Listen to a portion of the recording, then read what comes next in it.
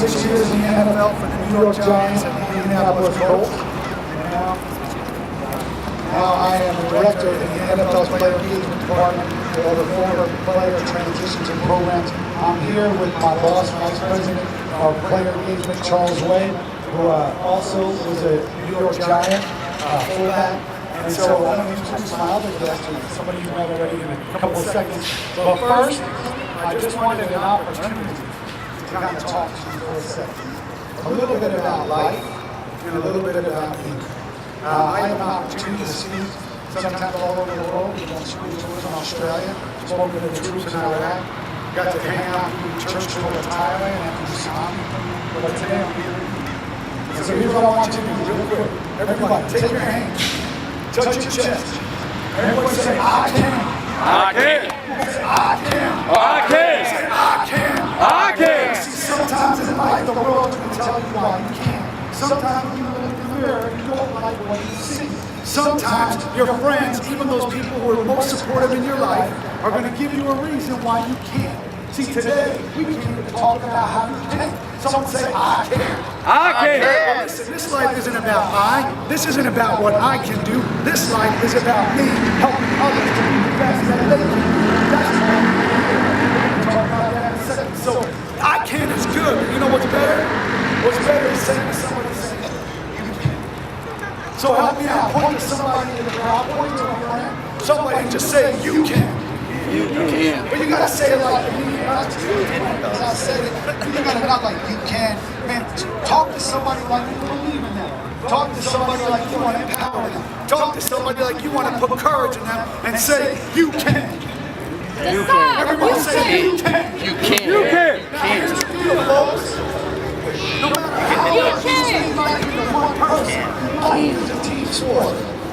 So it's I can, it's you can, but you know what? It's we can. It's we can. Someone say I can. I can. Someone else say you can. You can. Let's go say we can. We can. We can. We can. You have a team. My favorite part of it is just to simply look at somebody and say what I think is some of the most powerful words you can say. Say I can. Help me, I say I can. I can. Say you can. You can. Say we can. We can. Say I got your back. I got your back. I got your back. Help me, does anybody here have a favorite superhero? Oh, Batman. Ant-Man. Someone said Batman. Someone said Batman.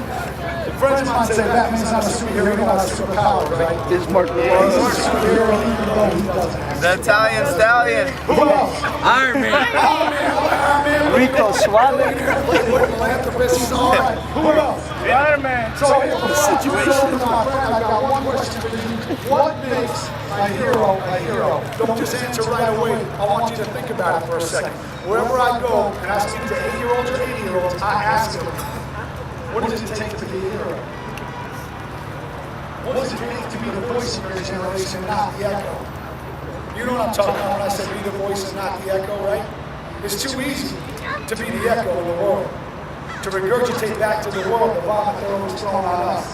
But man, I'm looking for a young man, a young woman in this life to stand up in this generation, to muster the courage, to speak life in every situation. Say, I will be yours. What's it take to be a hero? Anybody got a thought? Go ahead. To inspire. To inspire, I like that. See, my definition of hero is simply this. Heroes use all their talents, gifts, and abilities to help other people. That's what heroes do. And everybody sitting in the sound of my voice has a talent, a gift, or an ability. No doubt about it. Some of you can sing like a bird. Some of you can run like the wind. Some of you will be leaders in your community. But every single one of you have been given a gift, a talent, or an ability. And if you use it to help empower, inspire, to help other people, that's called being a hero. And I believe you'll change the world. So I want to bring up a hero, a young man who has a Super Bowl ring, played for the Giants and the Colts, a good friend and player engagement. Put your hands together for Mr. Hakeem Nicks.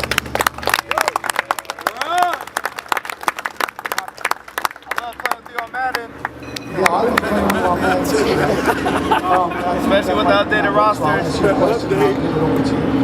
So we're just going to ask Keith a couple of questions and hopefully gain a little bit of wisdom from his responses. So Keith, you made it greatest, one of the greatest catches in Super Bowl history. I mean, you've been an awesome player for the Giants and the Colts. What are some of the lessons you learned or the secrets to your success? Really hard work, preparation, just believe. I think it all started at the age I was playing football. I always believed, I always had a goal in mind, I always wanted to achieve it. And whatever I wanted to do, I worked extra hard and took the extra time. Awesome. Everybody say hard work. Hard work. Everybody say hard work. Hard work. Now, Hakeem, I want you to think about a time in your life where you learned a lesson through football, through life, that you've brought into right here, right now, that defines you or helps you, not just on the field, but off the field. Something maybe about being a man or just even about being a better player, beyond just hard work. There was a time in your life that there was a challenge you had to overcome and you learned something from it. I would say life in general. Every day is like that. Being able to take that into consideration to what's going on around. And not changing, still being who you are. Being able to look people in the eyes and know that you are who you are. It's all believing in yourself. Believe in yourself. You gotta believe. You gotta start with you.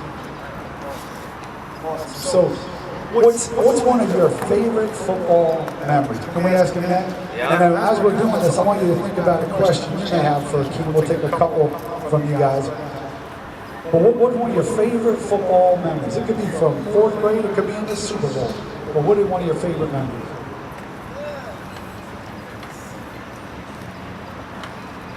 The whole Super Bowl game, really. I won't play stand out, but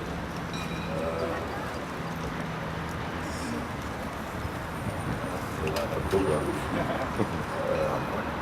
Think about a college, my college game, my last college game. We're going to have a little bit playing against West Virginia. West Virginia, my hometown in Charlotte. So my last college game. Put the ball behind my back. Probably that, then we're going to catch Green Bay. When he said, like, how awesome is football? You don't have to play in the NFL to have a moment or a memory that you take with you forever. That happened for him in college. Is there anybody out there that has a question for Hakeem, myself, for Charles, for any of us while we're here? Yes, ma'am.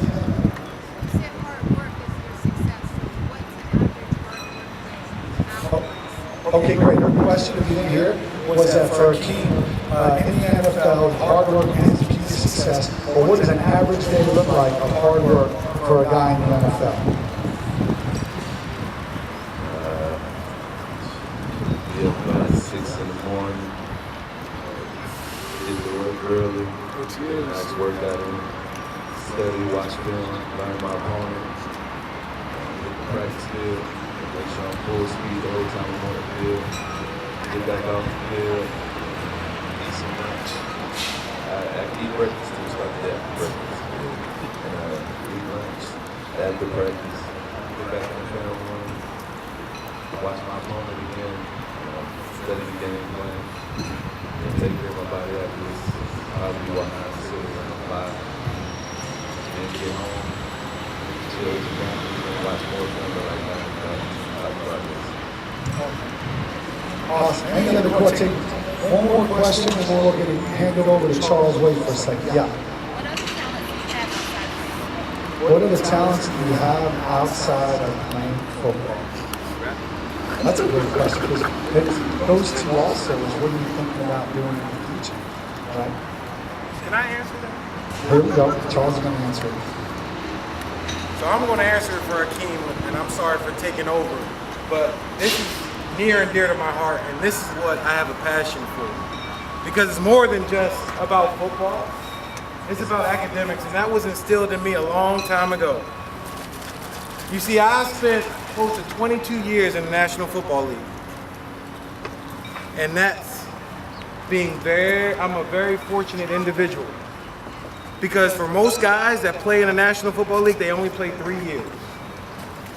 They only play 3 years. And you know how many players from the millions and millions and millions of players that play high school football, little league football, actually make it into the NFL? 1,800. And you know how many of the 1,800 actually make it onto a team from a drafted class? 500. So I'm glad somebody, when I was real young, your age, literally I was a freshman in high school, or a rising freshman, actually going to high school, sat me down and said, what is your plan for life? And you know what? I didn't know. I didn't know. So I had to lean on my parents to kind of help guide me. I had to lean on my teachers, and I got introduced to an engineering program in summer school and went to summer school every year when I was in high school to learn about engineering. And it opened my eyes to the opportunities there are for me in engineering. Not football, but engineering. Where all of my other friends were hanging out, playing games, doing what they want to do, and I'm complaining while I'm going to school. I'm complaining about how come I'm in the classroom and my friends are hanging out and having fun. But you know what?